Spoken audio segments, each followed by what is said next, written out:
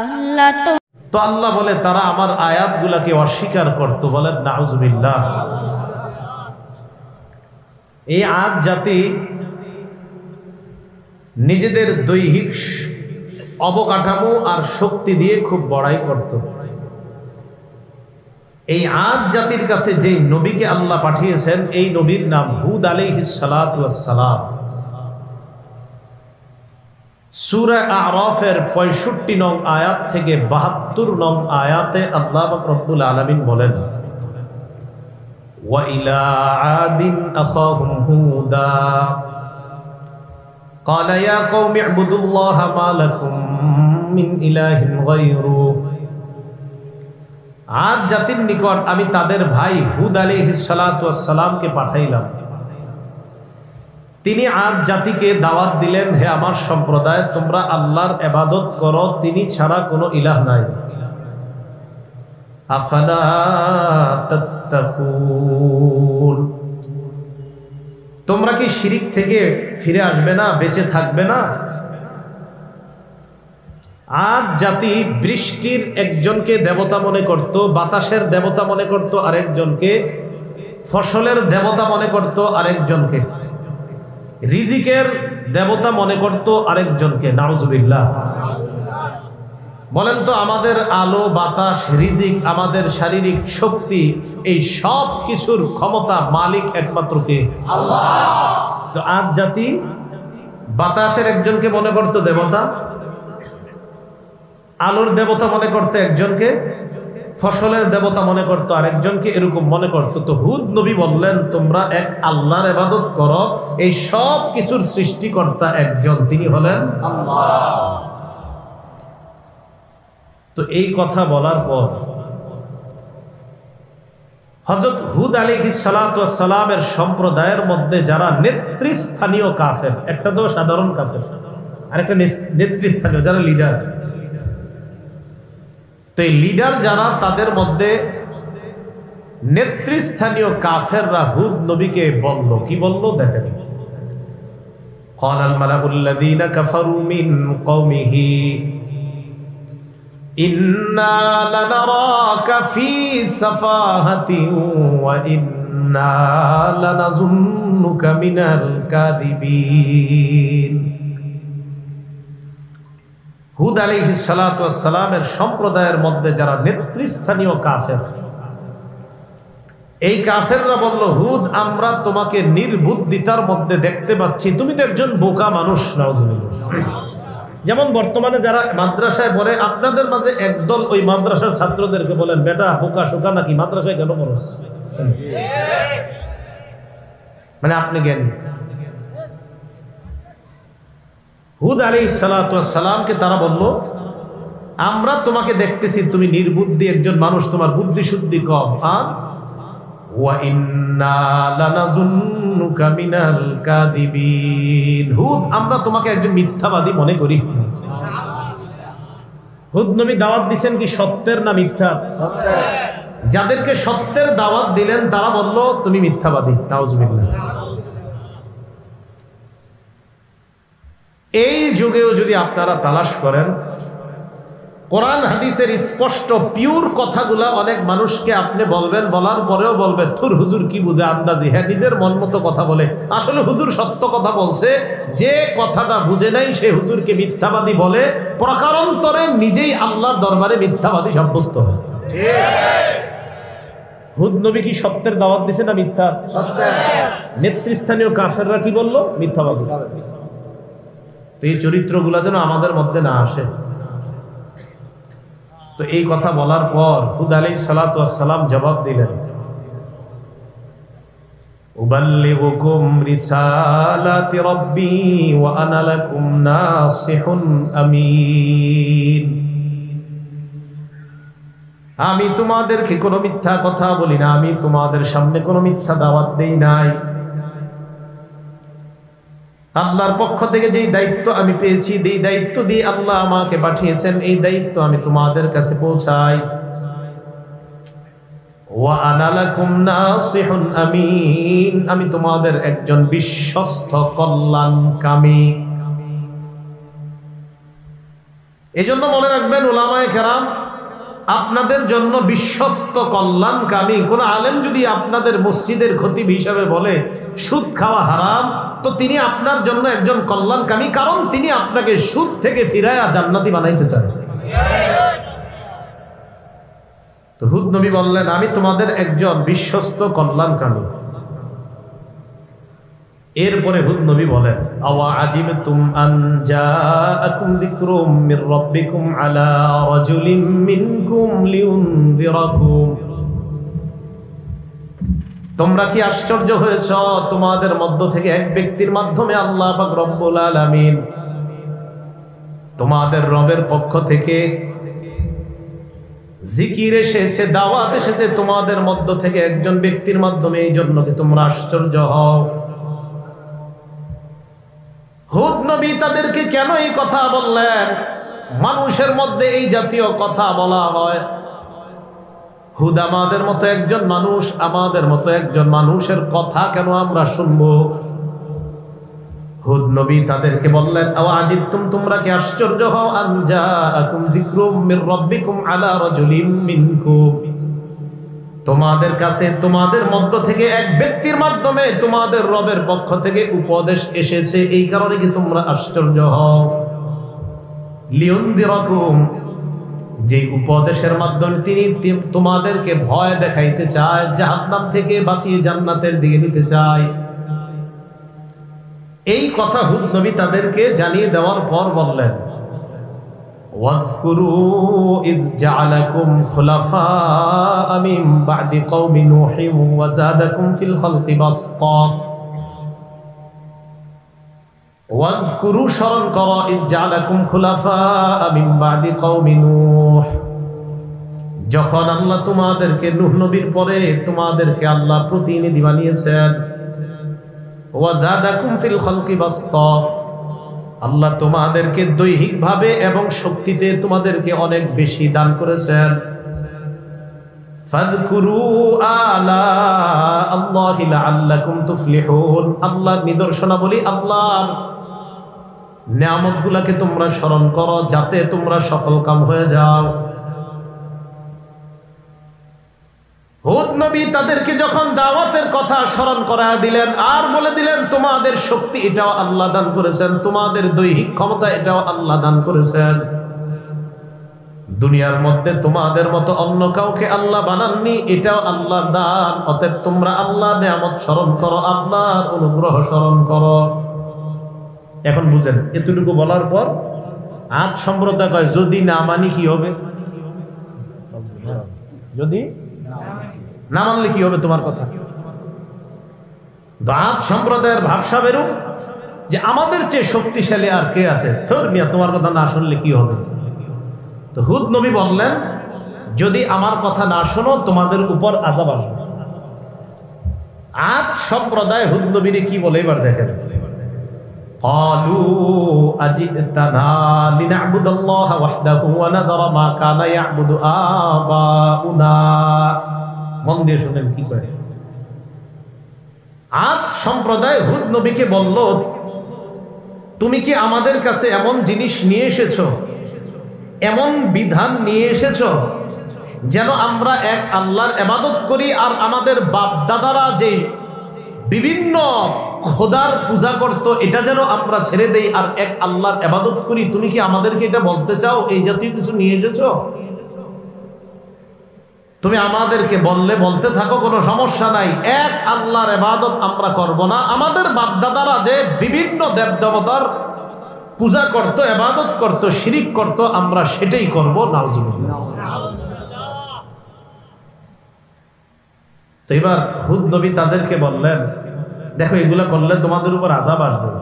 তো আদ সম্প্রদায় কয়, ফাতিনা বিমা তাইদুনা ইন কুনতা মিনাস সাদিকিন।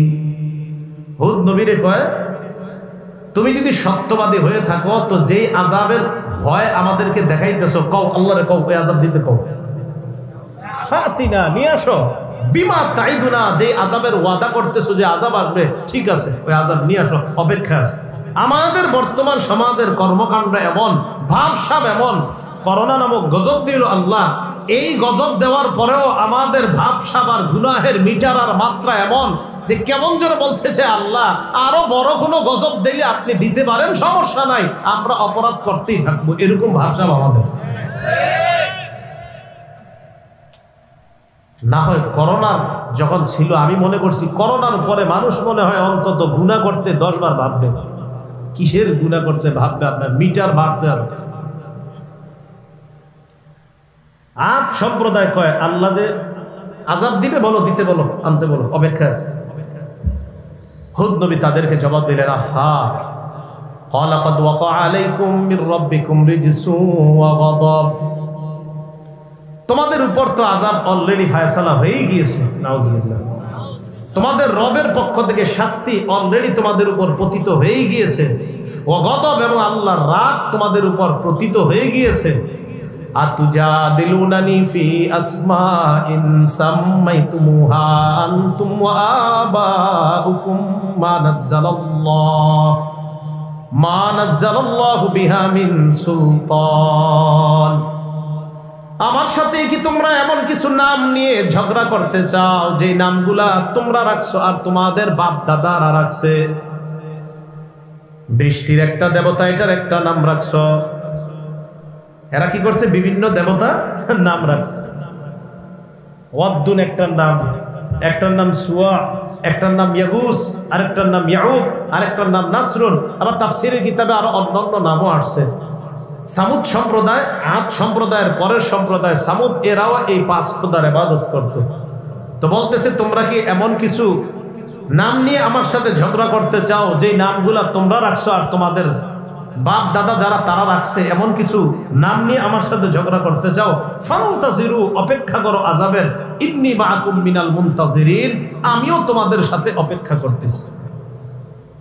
তারা কয় ঠিক আছে, দেখি কি গজব আসে। নাউজুবিল্লাহ। এদের উপর প্রথম গজব আসলো অনাবৃষ্টি, বৃষ্টি বন্ধ হয়ে গেল, টানা 3 বছর বৃষ্টি নেই। কয় বছর? 3 বছর বৃষ্টি নেই।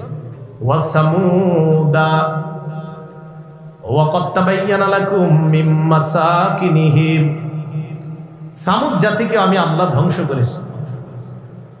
আদ জাতি ধ্বংস হওয়ার অনেক বছর পর সামুদ জাতি দুনিয়াতে আসছে। আদ জাতি আর সামুদ জাতি তাদের গোড়া একই দাদা, একই দাদার 2টি বংশধর, আদ জাতি, সামুদ জাতি। এই সামুদ জাতি দুনিয়াতে আসলো তাবুক, রাসূল সাল্লাল্লাহু আলাইহি ওয়াসাল্লাম যে তাবুক যুদ্ধ করেছেন, এই তাবুকের আগে সামুদ জাতি বসবাস করত। সামুদ জাতিকে কোরআনের মধ্যে বলা হয়েছে আসহাবুল হিজির। সুতরাং সামুদ জাতি যেখানে বসবাস করত এই এলাকাটার নাম হিজির। কি নাম? হিজির। আল্লাহ পাক রব্বুল আলামিন বলেন, ওয়ালাকাদ কাযযাবা আসহাবুল হিজরিল মুরসালিন, হিজিরের অধিবাসীরা রাসূলদেরকে অস্বীকার করেছে, অবিশ্বাস করেছে। নাউজুবিল্লাহ। সামুদ জাতির নিকট আল্লাহ নবী পাঠাইলেন সালেহ আলাইহিস সালাতু ওয়াস সালামকে। বলেন কোন নবী? সালেহ আলাইহিস সালাতু ওয়াস সালাম। এই সালেহ নবীকে আল্লাহ পাঠানোর পর তাদের কাছে আসলেন, দাওয়াত দিলেন। তাদেরকে আল্লাহ আজীব শক্তি দিয়েছে, কি পাহাড় কাইটা ঘর বানাইতে পারতো, বাড়িঘর বানাইতে পারতো। স্থাপত্য শিল্পে তারা এতটা উন্নতি সাধন করেছে যে পাহাড় কাইটা কাইটা বড় বড় বাড়ি, ইমারত, অট্টালিকা তারা বানাইতে পারত। এই সামুদ জাতির নিকট যে নবীকে পাঠাইছে সালেহ, বলেন কোন নবী? ওলামা ছাড়া অন্যরা বলেন তো আদ জাতির নিকট যে নবীকে পাঠাইছে কি নাম ছিল? না না না, হুদ। এই মাত্রই না বললাম, ভুলে যায় মানুষ। মাহফিলে একটু মাথা ঠান্ডা করে বসেন। বলেন আদ জাতি যাদের ধ্বংসের আলোচনা করলাম তাদের কাছে যে নবী এসেছিলেন নাম কি? হুদ। সামুদ জাতির কাছে যে নবী এসেছেন তার নাম কি? সালেহ। বলেন কি নাম? সালেহ আলাইহিস সালাতু ওয়াস সালাম। সালেহ নবী তাদের কাছে আসার পর তাদেরকে দাওয়াত দিলেন। وَإِلَى ثَمُودَ أَخَاهُمْ صَالِحًا فَقَالَ يَا قَوْمِ اعْبُدُوا اللَّهَ مَا لَكُمْ مِنْ إِلَٰهٍ غَيْرُهُ। সামুদ জাতির নিকট সালেহ আলাইহিস সালাতু ওয়াস সালামকে পাঠাইলাম। তিনি দাওয়াত দিলেন, হে আমার সম্প্রদায়, তোমরা আল্লাহর ইবাদত করো, তিনি ছাড়া কোনো ইলাহ নাই। সালেহ নবীর জাতি তাকে বলে, সালেহ আমরা তোমাকে অনেক বুদ্ধিমান মনে করতাম, তোমাকে নিয়ে কত স্বপ্ন দেখতাম, তোমাকে এই বানাবো সেই বানাবো, তুমিও শেষমেশ আমগো বাপ দাদার ধর্মের বিরুদ্ধে কথা বলা শুরু করলা। স্বপ্ন দেখ, আপনাদের এই এলাকার এক ছেলের নিয়ে আপনারা অনেক স্বপ্ন দেখছেন। এই বেচারা উজানি মাদ্রাসায় পড়াশোনা কইরা দাওরা হাদিস পাশ করে আইসা বলতেছে, আব্বা এতদিন যে সুদ খাইতেন এটা ঠিক না, এটা হারাম, তোর এই জন্যই পড়ালেখা করাইছি। তাহলে কি স্বপ্ন দেখছে আল্লাহ জানে। সামুদ জাতি কয়, তোমারে নিয়ে কত স্বপ্ন দেখছি আমরা, তুমিও আমগো বাপদাদার বিরুদ্ধে ধর্মের বিরুদ্ধে দাওয়াত দিতেছো। এই সামুদ সম্প্রদায় 5 খোদার ইবাদত করত, ওয়াদ্দুন, সুয়া, ইয়াগুস, ইয়াউক, নাসরুন। মনে রাখবেন যে 5টি মূর্তির নাম বললাম দেবতা, এই 5টি মূলত দেবতা ছিল না, এই 5 জন মূলত আল্লাহর ওলির নাম ছিল। কার নাম? আজীব কথা, ঠিক না? সহিহ বুখারীর বর্ণনা। এই 5 জন ছিল আল্লাহর ওলি। তখন দুনিয়াতে নবী ছিল না, এই 5 আল্লাহর ওলিকে দেখে অন্যান্যরাও ইবাদত করত। কারি ইব্রাহিম সাহেব রহমতুল্লাহি আলাইহিকে দেখে দেখে এই এলাকার মুরব্বীরা ইবাদত বন্দেগী করত কিনা? 5 আল্লাহর ওলি যখন দুনিয়া থেকে বিদায় নিল, বিদায় নেওয়ার পর তারা অনেক কান্নাকাটি করে, হারে কত বড় ওলিদেরকে হারাইলাম। ইবলিস তাদের কাছে আসলো, আসার পর কয়, তোমরা যাদেরকে হারিয়েছ তাদেরকে খুব মনে পড়ে? কয় হ্যাঁ।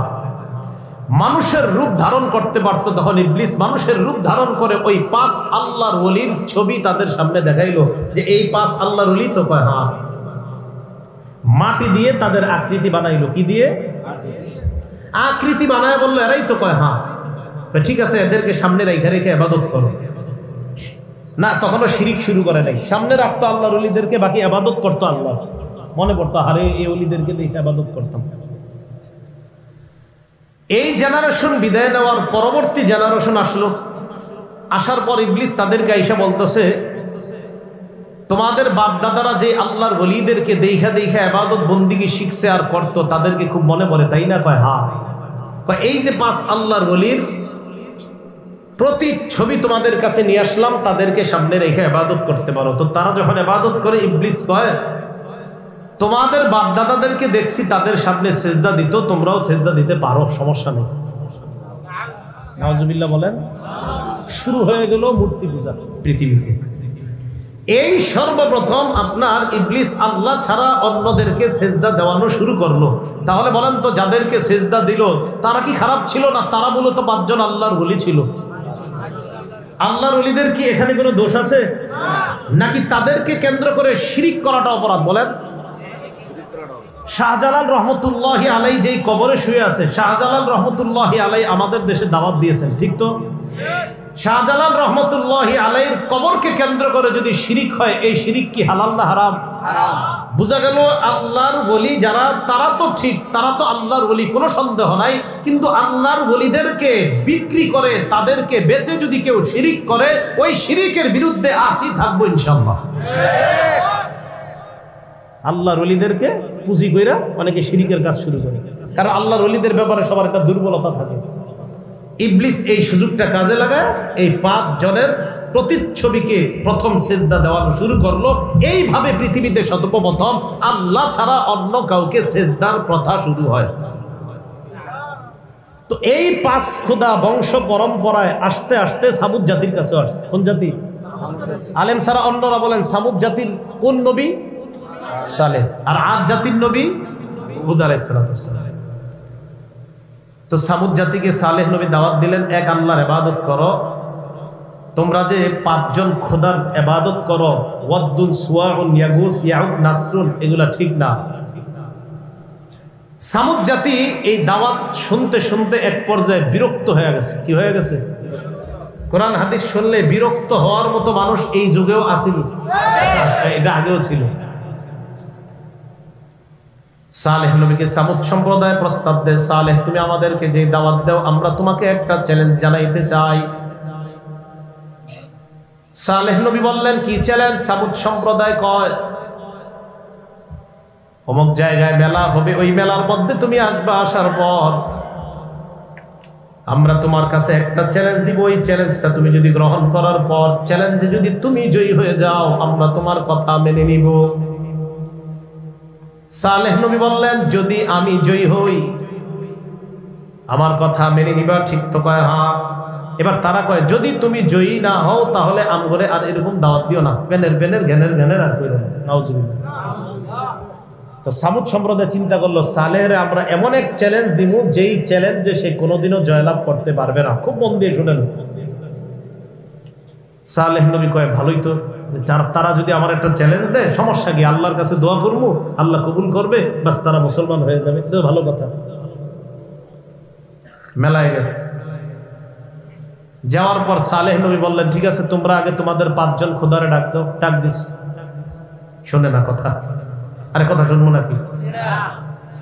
তো সামুদ জাতি এবার সালেহ নবীর কয়, সালেহ, আমরা তোমার যে কথাটা বলবো এখন, তুমি তো কোনোদিনও পারবা না, এরপরে বলতেছি। কয়, কি বলবা বলো?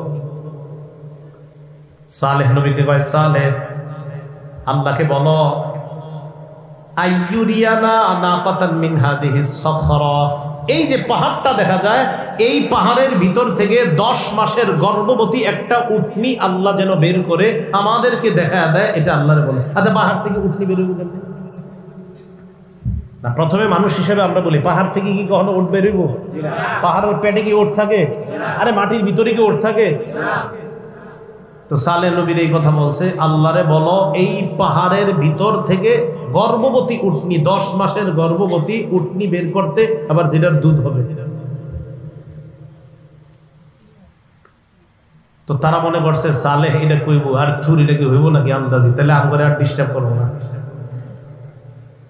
সালেহ নবী নামাজের মধ্যে দাঁড়িয়ে গেলেন, আল্লাহর কাছে দোয়া করতে থাকলেন। একদিক দিয়ে সালেহ নবী দোয়া করতে থাকলেন, অন্য দিক দিয়ে সামুদ সম্প্রদায় তাকায় দেখে পাহাড়ের পেট ফেটে আল্লাহ পাক রব্বুল আলামিন গর্ভবতী উটনি বের করে দেয়।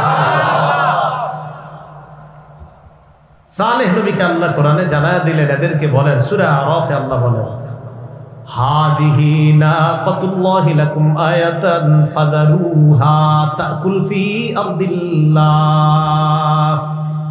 এই যে আল্লাহর উটনি, এটা আল্লাহর নিদর্শন তোমাদের জন্য, এটাকে ছেড়ে দাও।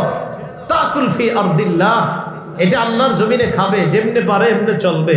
ওয়ালা তামাসসুহা, এটার গায়ে টাচ করবা না, স্পর্শ করবা না। যদি করো খারাপ ভাবে স্পর্শ, ফায়াখুযাকুম আযাবুন আলীম, তাহলে যন্ত্রণাদায়ক শাস্তি তোমাদেরকে পাকড়াও করবে। আরেকটা নিয়ম বলে দিয়েছি, কি? হাদিহি নাকাতুল্লাহা শিরবু ওয়া লাকুম শিরবু ইয়াউমিম মা'লুম।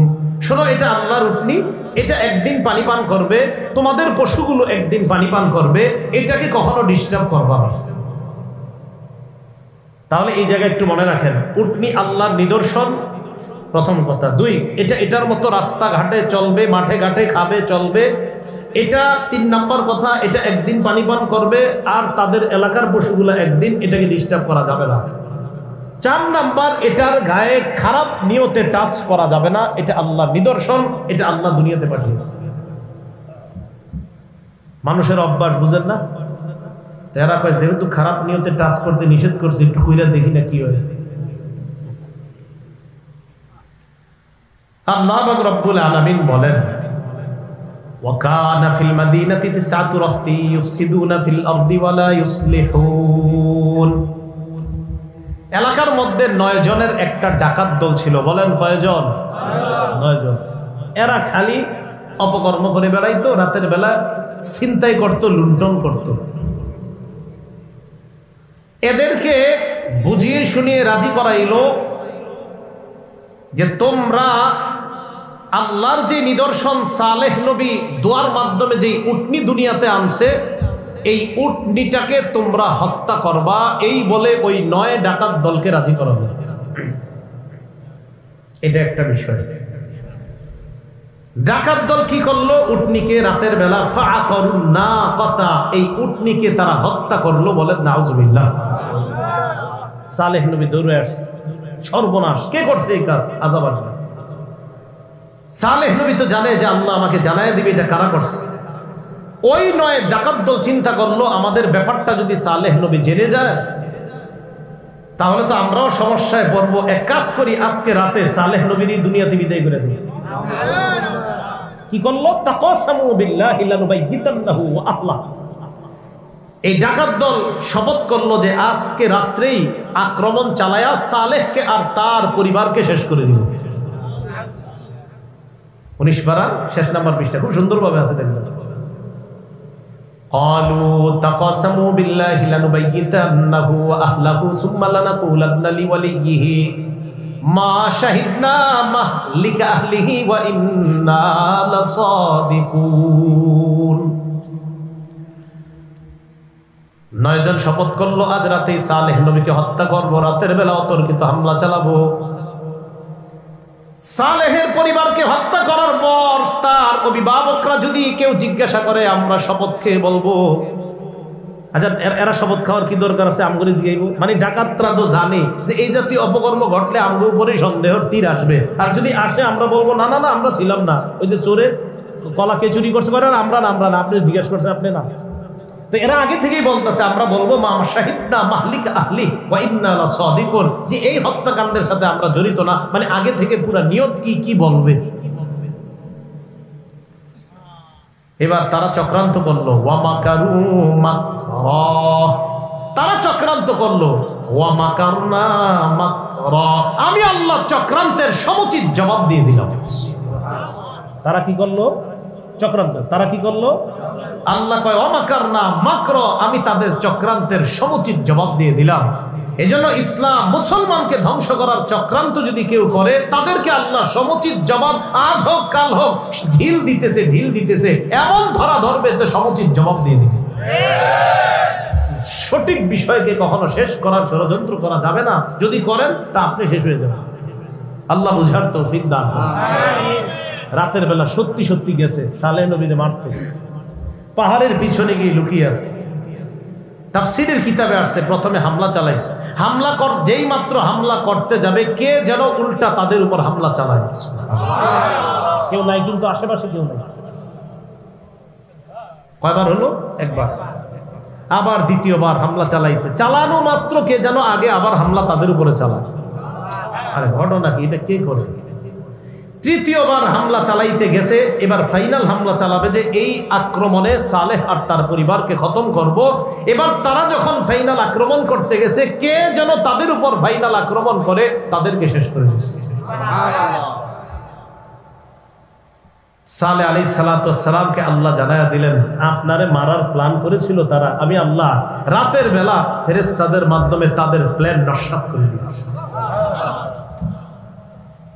তাহলে সালেহ আলাইহিস সালাতু ওয়াস সালামের জাতি যখন এইভাবে উটনিকে হত্যা করলো, আবার সালেহ নবীকেও মারার ষড়যন্ত্র ইত্যাদি করলো, সালেহ নবী এই সব কিছু তাদেরকে বলল দেখো উটনিকে তোমরা মেরে ফেললা, অথচ তোমরাই বলছো দোয়া করা, আল্লাহর কাছে দোয়া করি যেন উটনি বের করে আল্লাহ করলেন।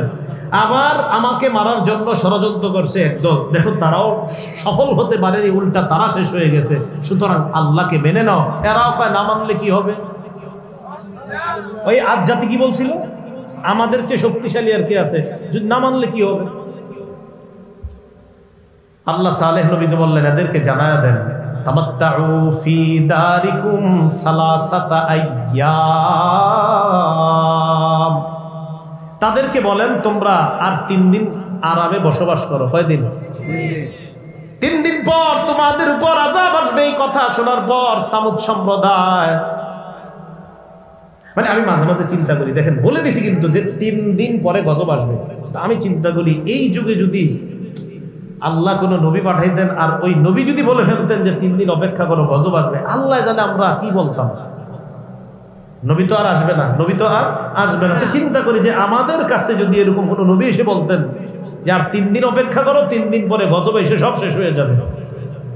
আমি চিন্তা করি এরকম যদি হতো, হবে না তো, হলে আমরা কি বলতাম আল্লাহ জানে। সালেহ নবী যখন বললেন আর 3 দিন অপেক্ষা করো, 3 দিন পর গজব আসবে, এরা কি, এদের অ্যাকশন কি হলো? আন্দাজি কথা। আমি জানি না আমরা কি বলতাম, কিন্তু এরা বলছে কি এরা এদের মতো করে চলতে থাকলো 3 দিন। চিন্তা করেন 3 দিন পর গজব আসবে। একজন নবী বলছে, কোন নবী?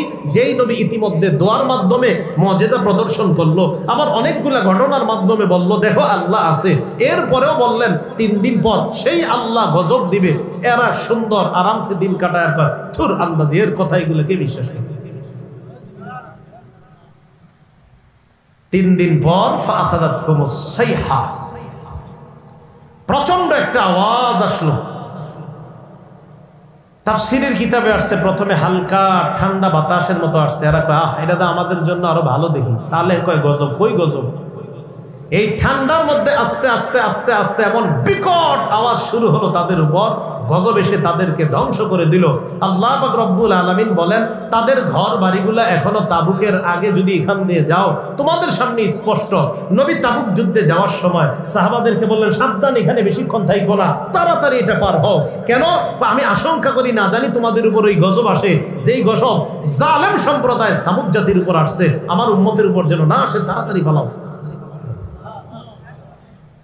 তাহলে সামুদ জাতিকে ধ্বংস করলেন কে? আদ জাতিকে ধ্বংস করলেন কে? বলেন তো, আদ জাতির নবীর নাম কি? হুদ। সামুদ জাতির নবীর নাম কি? সালেহ। এবার আল্লাহ বলেন, ওয়া কারুনা ওয়া ফিরআউনা ওয়া হামান, আমি কারুনকে ধ্বংস করছি, ফিরআউনকে ধ্বংস করছি, হামানকেও আমি ধ্বংস করছি। সূরাতুল কসস ৭৬ থেকে ৮১ নম্বর আয়াতে আল্লাহ বলেন, ইন্না কারুনা কানা মিন কওমি মূসা ফাবাগা আলাইহিম ওয়া আতাইনাহু মিনাল কুনুজি মা ইন্না মাফাতিহাহু লাতানূউ বিল উসবাতি উলিল কুওয়া ইয ক্বালা লাহু কওমুহু লা তাফরাহ ইন্নাল্লাহা লা ইউহিব্বুল ফারিহিন। ঠিক আছে, সূরা কসসের ৭৬ থেকে ৮১ নম্বর আয়াতে আল্লাহ পাক রব্বুল আলামিন বলেন, ইন্না কারুনা কানা মিন কওমি মূসা ফাবাগা আলাইহিম, কারুন মুসা আলাইহিস সালাতু ওয়াস সালামের সম্প্রদায়ের একজন ছিল।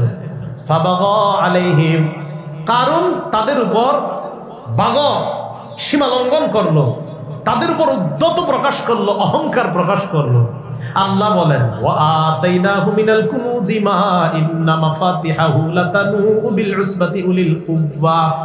আল্লাহ বলেন, কারুনকে আমি এত সম্পদ দান করেছিলাম, কারুনের ধন সম্পত্তির যে চাবিগুলা, এই চাবিগুলা বহন করত একদল শক্তিশালী সম্প্রদায়, শুধু তার চাবি বহন করত। কি বহন করত? চাবি। তো কারুনকে আল্লাহ এত সম্পদ দান করেছেন। মুসা আলাইহিস সালাতু ওয়াস সালাম কারুনকে বললেন, ইয ক্বালা লাহু কওমুহু লা তাফরা ইন্নাল্লাহা লা ইউহিব্বুল ফারিহিন।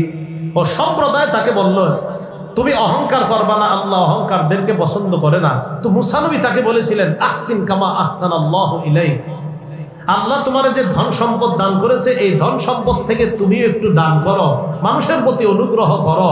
কারুন জবাব দিল, আল্লাহ আমারে দান করছে মানে? নাউজুবিল্লাহ বলেন, আমাদেরকে ধন সম্পদ দান করেন কে?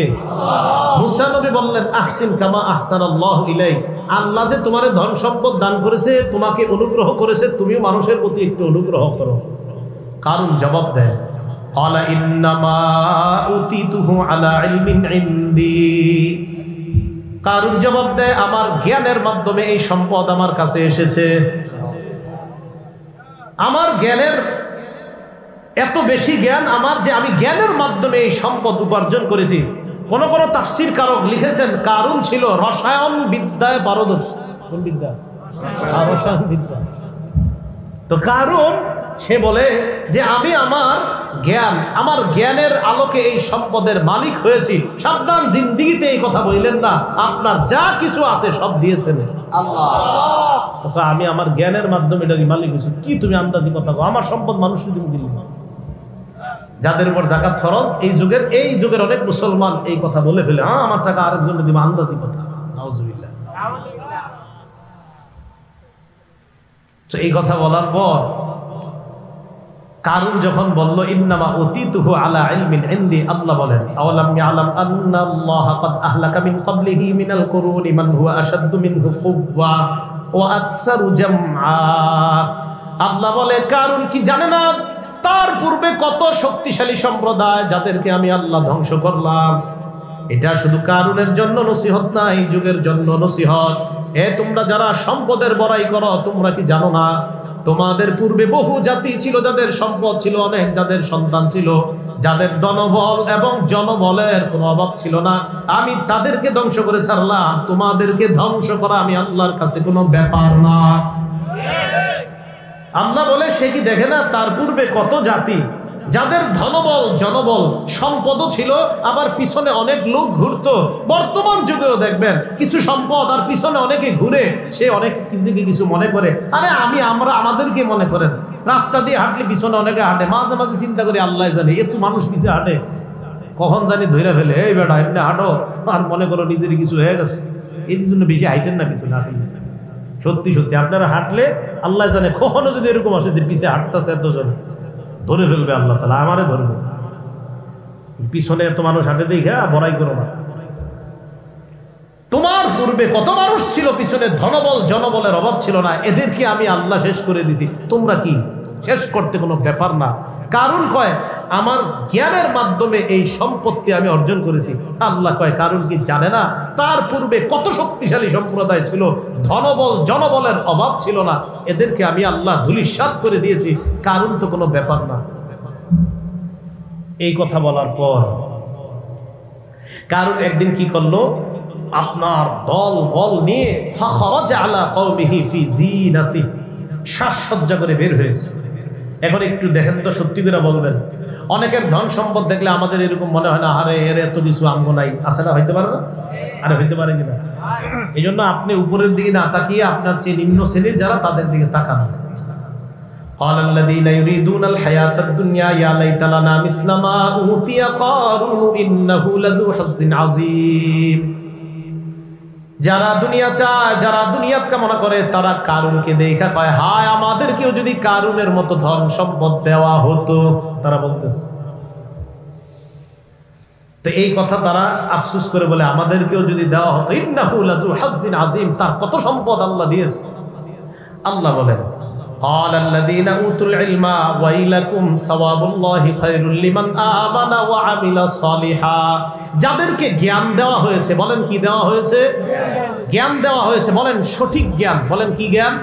যাদেরকে সঠিক জ্ঞান দেওয়া হয়েছে তারা বলল ওয়াইলাকুম, তোমাদের জন্য ধ্বংস, সাওয়াবুল্লাহি খাইর, আল্লাহর যে পুণ্য আর প্রতিদান এটাই উত্তম, লিমান আমানা, যে ঈমানদার তার জন্য আল্লাহর পক্ষ থেকে প্রাপ্ত প্রতিদানটাই উত্তম। তাহলে দুনিয়াদাররা কয় আমাদেরকে যদি কারুনের মতো দেওয়া হতো, আলেমরা কয় না না, আল্লাহ যা দেয়, আল্লাহ যেটা দেন এটাই তোমাদের জন্য উত্তম। সুবহানাল্লাহ। তাহলে বলেন তো, আমাদের মাঝে কেউ 10,000 টাকার মালিক আর কেউ হালাল ভাবে 10 লক্ষ টাকার মালিক। এই 10 লক্ষ টাকার মালিক হালাল ভাবে যিনি হয়েছেন তার এই মালিকানা দিয়েছেন কে? আর যাকে আল্লাহ 10,000 টাকার মালিক হালাল ভাবে বানিয়েছেন, এই 10,000 টাকার মালিকানাও তাকে দিয়েছেন কে? তাহলে দুনিয়াদাররা কয় আমারে যদি ওরকম দেওয়া হতো, আর আলেমরা কয় না না, আল্লাহ যা দিয়েছেন এটাই ঠিক। সুবহানাল্লাহ। এদুরুগি বুঝে আসছে? আচ্ছা, তো কারুনের অনেক ধন সম্পদ। মুসা নবীর কথা কারুনের আর বেশি ভাল লাগে না, নাউজুবিল্লাহ। এবার কারুন চাইলো মুসা নবীর জনগণের সামনে অপমান করবে। কার সামনে? নাউজুবিল্লাহ। মুসা নবীর উপর ভয়ঙ্কর মিথ্যা অপবাদ দিয়ে মুসা নবীকে জনগণের সামনে অপমান অপদস্থ করতে চেয়েছে। মুসা নবী এত কষ্ট পেয়েছে, আল্লাহ পাক রব্বুল আলামিন কারুনের ধন সম্পদ এই উভয়টাকে মানুষের চোখের সামনে আল্লাহ বলেন ফাখাসাফনা বিহি ওয়া বিদারিহিল আর, কারুন আর তার ধন সম্পদ সব আমি মাটির নিচে দাফন করে দিলাম। কিসের নিচে? কারুনের ধন সম্পদের চাবি একজন বহন করতো না, একদল শক্তিশালী আছে না মাটির নিচে? আল্লাহ ধূলিসাৎ করে দিয়েছেন, মাটির সাথে মিশিয়ে দিয়েছেন, শুধু মানুষটাকে না ধন সম্পদকেও। আল্লাহ আমাদেরকে কথাগুলো বোঝার তৌফিক দান করেন। তাহলে কারুনকে আল্লাহ ধ্বংস করে দিলেন। এরপরে আল্লাহ বলেন ওয়া ফিরআউনা ওয়া হামান, ফিরআউন আর হামান এদেরও ধ্বংস করলাম। খুব মন দিয়ে শুনেন। মুসা আলাইহিস সালাতু ওয়াস সালামের কথায় যখন মানুষ দলে দলে মুসলমান হইতেছে, সত্যের পতাকার নিচে যখন আসতেছে, ফেরাউন একদিন প্ল্যান করলো তার দলবল নিয়ে যে আজ রাতেই মুসা নবীর অনুসারী যারা তাদেরকে হামলা করব, তাদেরকে ধ্বংস করে দিব। নাউজুবিল্লাহ। সূরাতুশ শুআরা আয়াত নাম্বার 53 থেকে 64 নম্বর আয়াত পর্যন্ত আল্লাহ পাক রব্বুল আলামিন বলেন, ওয়াওহাইনা ইলা মূসা আন আসরি বিইবাদি ইন্নাকুম মুত্তাবাউন। আমি মূসা নবীকে বললাম রাতের বেলা আপনি আপনার দল নিয়ে বের হয়ে যান, আমার বান্দাদেরকে নিয়ে রাতের বেলা আপনি বের হয়ে যান, আপনাদেরকে অনুসরণ করা হবে, পিছন থেকে ধাওয়া করা হবে, আপনি তাড়াতাড়ি রাতের বেলা বের হয়ে যান। মূসা নবী এবং তার অনুসারী বের হয়ে যায় রাতের বেলা। যখন চলতে লাগলেন, যাইতে যাইতে এক পর্যায়ে এমন এক জায়গায় চলে যায়, ফালাম্মা তারা আল জামআন ক্বালা আসহাবু মূসা ইন্না লামুদরাকুন। এই জায়গাটা একটু বুঝেন। আমরা এই জায়গায় আসলাম, আরেক দল রাস্তায় আসছে। এটা সবাই রাস্তার দিকে তাকান তো, একবার তাকায় আবার এদিক তাকান। রাস্তার দিকে তাকান না, একটু তাকায় একটা জিনিস মনে করেন, তাহলে আয়াতের তাফসীরটা বুঝবেন। রাস্তায় একদল আছে আর আমরা এই জায়গায়। বলেন তো আমরা রাস্তার মানুষগুলারে দেখবো কিনা? বাস এবার তাকান এদিকে। মূসা নবী আর তার অনুসারীরা যখন যাইতে যাইতে সমুদ্রের পারে চলে গেলেন, বলেন তো সামনে কি? সমুদ্র। বলেন সামনে কি? মূসা নবী আর তার অনুসারী যারা আছে, অনুসারীরা পিছনে তাকায়া দেখে ফেরাউন আর তার বাহিনী এমন জায়গায় চলে আসছে যে দুই দলকে দেখতে পাইতেছে। বুঝছেন নি?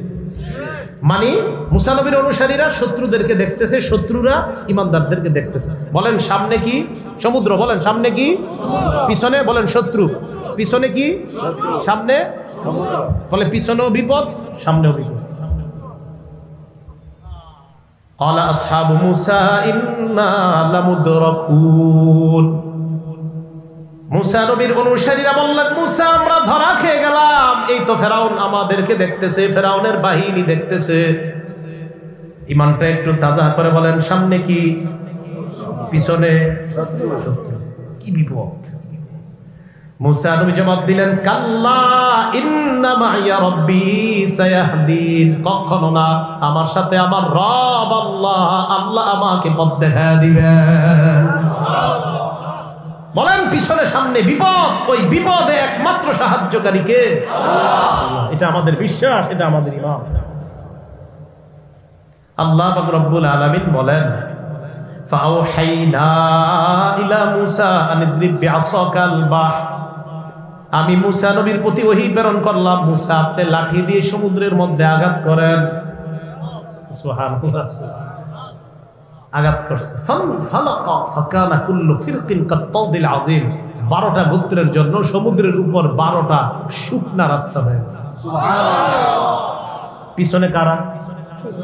সামনে না রাস্তা? পিছনে কারা? শত্রু। সামনে রাস্তা। রাস্তায় কারা? ইমানদাররা। রাস্তায় কারা? পিছনে কারা? ইমানদাররা রাস্তা দিয়ে পার হচ্ছে।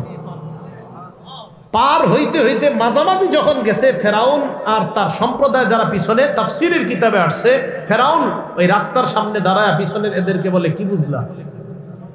তারা কয় কি? এতদিন তো আমারে খোদা মনে করতা, শুধু তোমরা অন্য জায়গায়, এখন দেখো আমি কেমন খোদা। এই যে সামনে এখন রাস্তা, সমুদ্রে আমার হুকুম এখানেও চলে।